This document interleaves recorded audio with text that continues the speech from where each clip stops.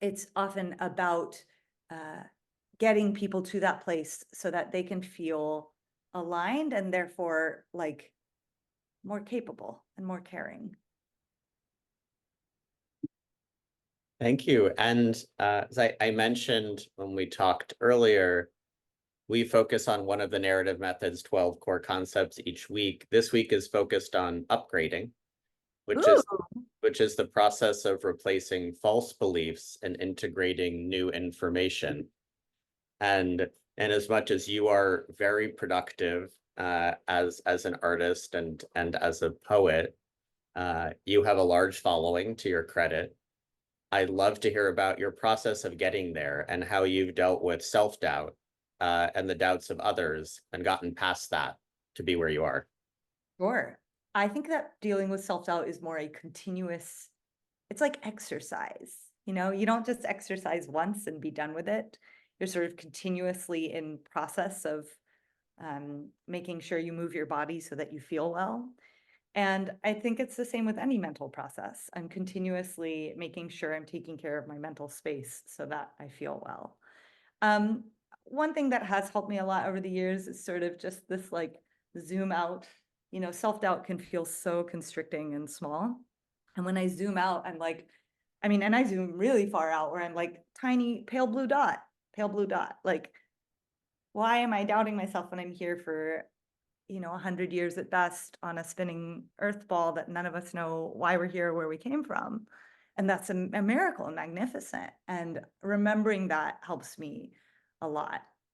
It does. We are connected to each other. So of course, when as much as outside markers of success are not the only thing we desire, we also they support us. So when things like start resonating or there's a way in which something you create lands, that can feel super supportive and feel really uplifting.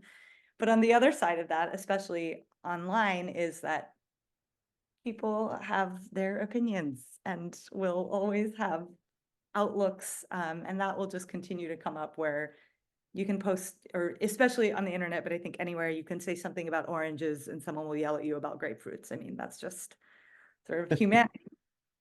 Um, and as to how I got here, how long have we got? It was a really long process and a really long journey and went a lot of places.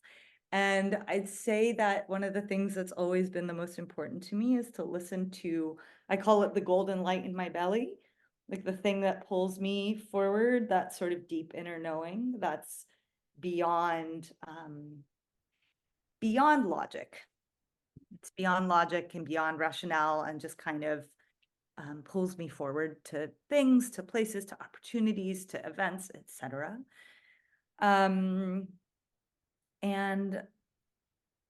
I had another thought, and now it's escaping my dear little brain. So I'll leave it at that.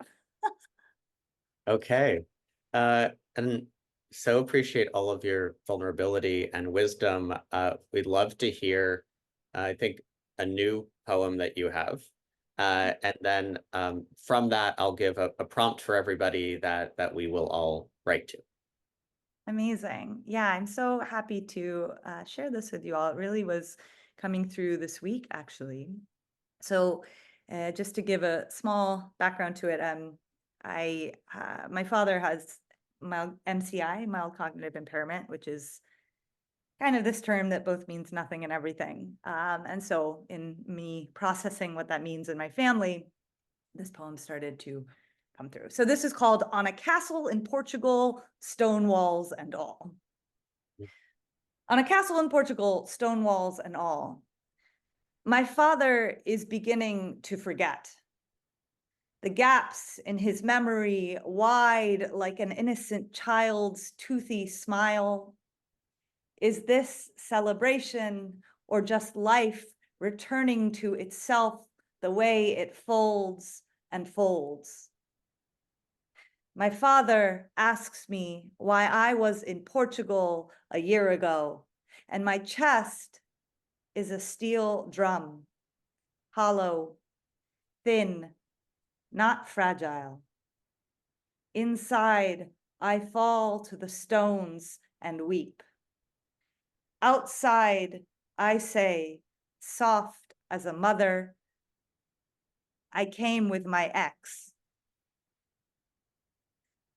Oh, yes, he says. Our arms are laced. I guide him along parapets and battlements, and my heart is birds, 1,000 birds, 1,000,000 birds, flighty and demanding. When the sun sets, does it remember the dawn?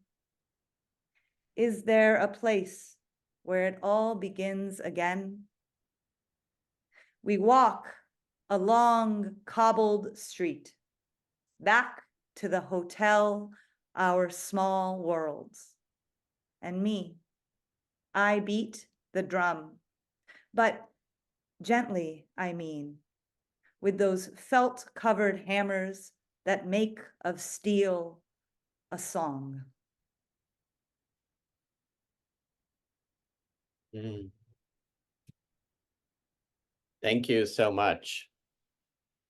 So I'll give a small prompt based on that, just sort of a poetic prompt today.